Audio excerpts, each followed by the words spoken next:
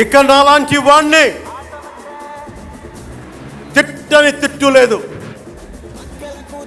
Paul చేయని అవమానం లేదు, చేయని కుట్ర లేదు, వేయని కుతంత్రం లేదు. ఈ ఎన్నికల్లో అసెంబ్లీ గేటును కూడా తాకలేవు అని మనల్ని ఛాలెంజ్ చేసి సరిచిన ఆ తొడల్ని బద్దలు కొట్టాం. ఏం చేశాం? బద్దలు కొట్టాం.